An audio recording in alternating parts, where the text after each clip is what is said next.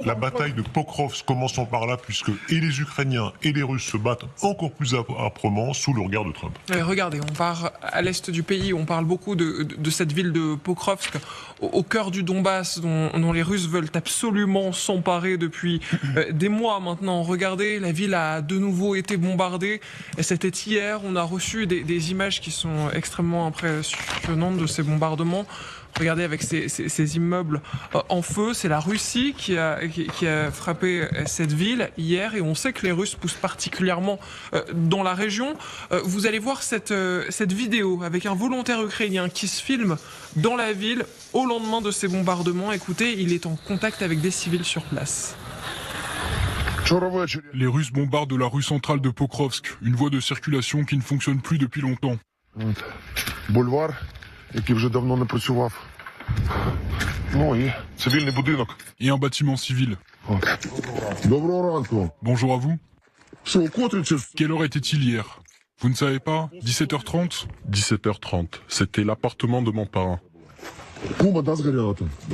L'appartement de votre parrain a brûlé là? Une fusée est arrivée. Elle sifflait, elle bourdonnait comme un avion. З тої сторони. Ну, De ce côté-là, on voit bien d'où ça vient. а потім вони дивуються.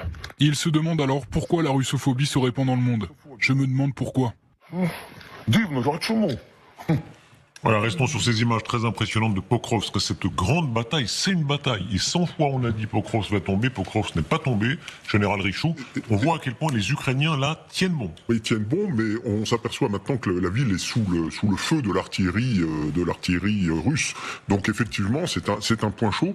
Ils attaquent à peu près sur 3 axes au nord. Chassivyar, dont on annonce depuis 6 mois qui sont en train de tomber, qui est toujours pas tombé. Donc ça, c'est la route de Soloviansk-Kramatorsk. Un petit peu au sud, il y a Pokrovsk, et puis au sud, il y a la direction Voledar qui avait été prise, et puis il remonte maintenant vers le nord.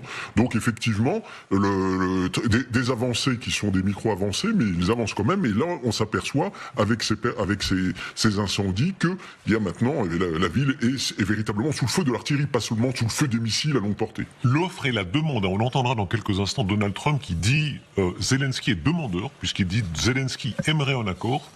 Et il dit aussi, Poutine détruit son propre pays. Donc il a des méchancetés pour tout le monde. Hein, et on voit à quel point et les Ukrainiens et les Russes veulent montrer qu'ils sont pas trop demandeurs, qu'ils sont au contraire à l'offensive.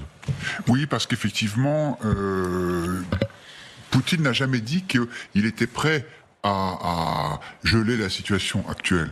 Et donc, je pense que Donald Trump le soupçonne, en fait, de ne pas vouloir négocier, probablement parce qu'il considère que cette guerre peut encore durer longtemps, qu'il a les ressources suffisantes pour pouvoir y arriver. Et c'est intéressant de voir que Trump a des mots durs pour Poutine, ce qui montre bien qu'il n'est pas forcément cette caricature que tout le monde a décrite pendant la campagne, c'est-à-dire l'homme qui mangeait dans la main de Poutine. Et on évoquera ce sujet un peu plus longuement. Je voudrais juste finir avec ces informations qui sont données par l'ISW, l'Institut américain qui étudie très sérieusement cette guerre. Les forces russes ont récemment avancé en direction de Pokrovsk dans le cadre d'opérations offensives continues dans la région le 20 janvier, donc c'était hier. Et puis Didier François, on a ces chiffres qui donnent des vertiges. 152 combats en 24 heures seulement en direction de Pokrovsk et 73 actions offensives russes qui ont été stoppées. Est-ce que c'est le signe que l'armée russe est en train de jeter toutes ses forces dans la bataille? C'est ce qu'elle fait à peu près depuis un mois sur la zone, hein, puisque on est sur un volume d'une centaine d'opérations. C'est-à-dire on est sur l'essentiel aujourd'hui des opérations de l'armée russe sur l'ensemble des fronts et concentré à cet endroit-là, avec une vraie difficulté pour eux, parce que c'est quand même une ville qui est bien défendue.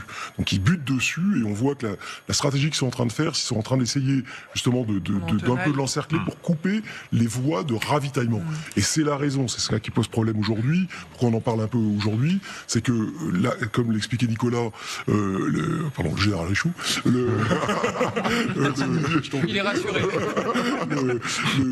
Il y a là-bas une usine assez importante qui est la très grosse usine de sidérurgie qui produit et qui produisait jusqu'à aujourd'hui l'acier nécessaire, entre autres, à la fabrication des obus et qui ont été obligés, qui maintenant qu'elle est sous le feu, est obligée d'interrompre sa production, ce qui va poser un petit problème. Donc c'est travailler là-dessus. Mais les Russes vont avoir du mal à prendre la ville. Ça va prendre du temps. Expliquez-nous ce qui se passe exactement dans cette ville. Si on voit ici des les images, c'est-à-dire le degré de destruction, qu'on comprenne bien ce qu'on voit à l'image. fait, C'est-à-dire la ville a été- une grande partie de la ville est détruite. On se Oui. demande où est-ce qu'on se bat encore dans une ville, dans un état pareil. Justement, Bah, dans les ruines, hein. justement, les ruines ont été un peu transformées en bunkers. Et puis rappelez-vous, on avait montré ces images lors d'une visite sur place de cette nouvelle ligne de défense très construite, très protégée, qui avait été faite récemment justement pour renforcer un peu cette position élevée, faire de Pokrovsk un bastion. Mais prenez, regardez le petit village, les petits villages autour, ils ont tenu des mois. Et là, on est quand même sur quelque chose d'extrêmement lourd. Donc je pense que les Ukrainiens peuvent encore tenir un certain temps. Et il y avait une usine, il y avait aussi des mines, une mine de charbon, alors ils ont fait péter la plus grosse mine de charbon Alors d'Europe. parlons, puisque vous y arrivez, parlons de la mine de charbon, puisqu'effectivement c'est une mine extrêmement importante.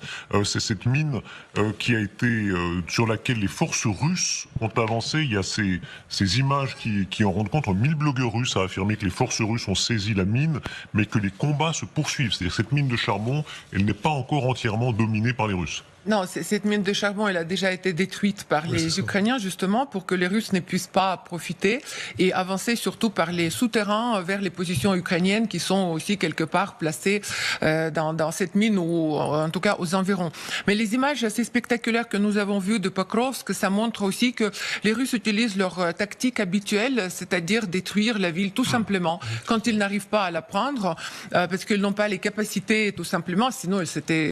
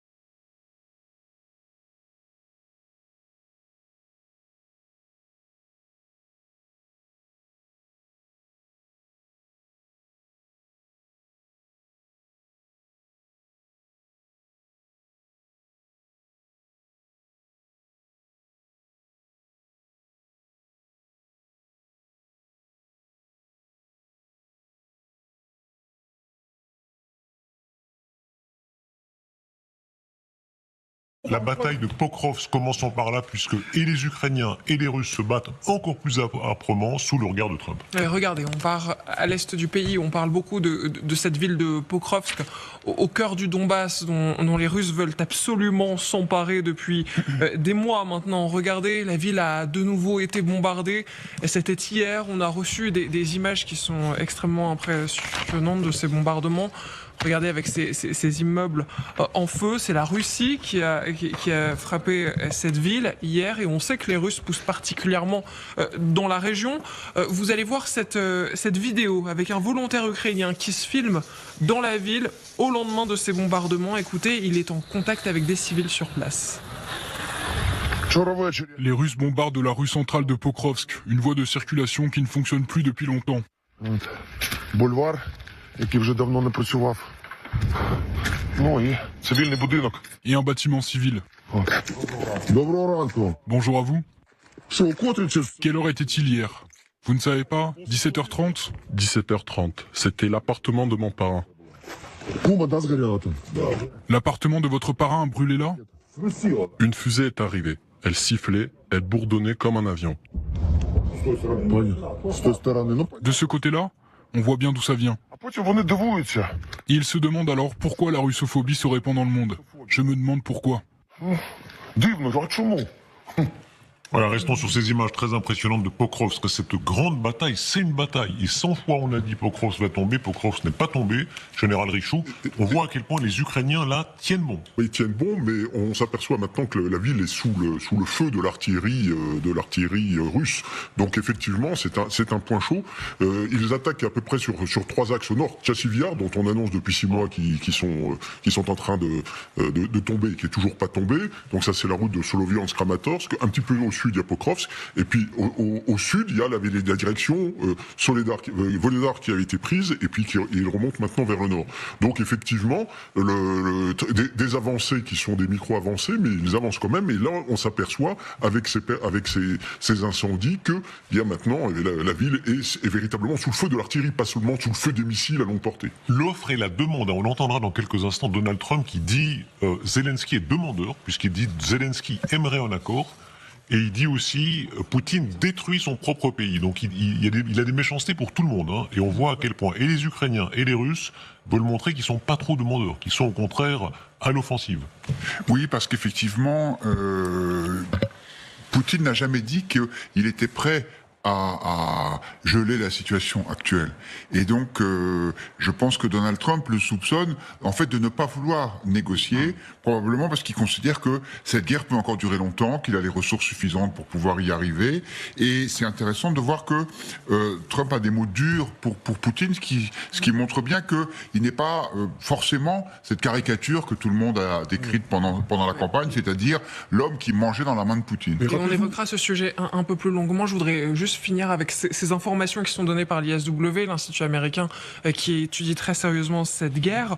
Les forces russes ont récemment avancé en direction de Pokrovsk dans le cadre d'opérations offensives continues dans la région le 20 janvier, donc c'était hier. Et puis Didier François, on a ces chiffres qui donnent des vertiges. 152 combats en 24 heures seulement en direction de Pokrovsk et 73 actions offensives russes qui ont été stoppées. Est-ce que c'est le signe que l'armée russe est en train de jeter toutes ses forces dans la bataille? C'est ce qu'elle fait à peu près depuis un mois sur la zone, hein, puisque on est sur un volume d'une centaine d'opérations. C'est-à-dire on est sur l'essentiel aujourd'hui des opérations de l'armée russe sur l'ensemble des fronts et concentré à cet endroit-là, avec une vraie difficulté pour eux, parce que c'est quand même une ville qui est bien défendue. Donc ils butent dessus et on voit que la stratégie qu'ils sont en train de faire, ils sont en train d'essayer justement d'un peu de l'encercler pour couper les voies de ravitaillement. Et c'est la raison, c'est ça qui pose problème aujourd'hui, pourquoi on en parle un peu aujourd'hui, c'est que là, comme l'expliquait Nicolas, le général Richoux, il est rassuré. Il y a là-bas une usine assez importante qui est la très grosse usine de sidérurgie qui produit et qui produisait jusqu'à aujourd'hui l'acier nécessaire, entre autres, à la fabrication des obus et qui ont été obligés, qui maintenant qu'elle est sous le feu, est obligée d'interrompre sa production, ce qui va poser un petit problème. Donc c'est travailler là-dessus. Mais les Russes vont avoir du mal à prendre la ville. Ça va prendre du temps.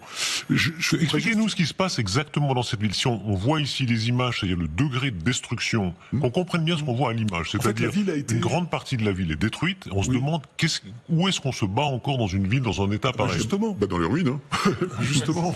Les ruines ont été un peu transformées en bunkers. Et puis rappelez-vous, on avait montré ces images lors d'une visite sur place de cette nouvelle ligne de défense très construite, très protégée, qui avait été faite récemment justement pour renforcer un peu cette position élevée, faire de Pokrovsk un bastion.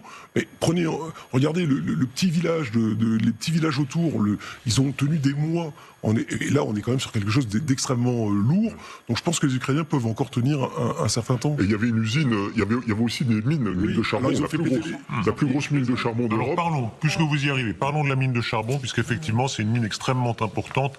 C'est cette mine qui a été sur laquelle les forces russes ont avancé. Il y a ces images qui en rendent compte. 1000 blogueurs russes a affirmé que les forces russes ont saisi la mine, mais que les combats se poursuivent. C'est-à-dire que cette mine de charbon, elle n'est pas encore entièrement dominée par les Russes. Non, cette mine de charbon, elle a déjà été détruite par les Ukrainiens, justement, pour que les Russes ne puissent pas profiter et avancer surtout par les souterrains vers les positions ukrainiennes qui sont aussi quelque part placées dans cette mine ou en tout cas aux environs.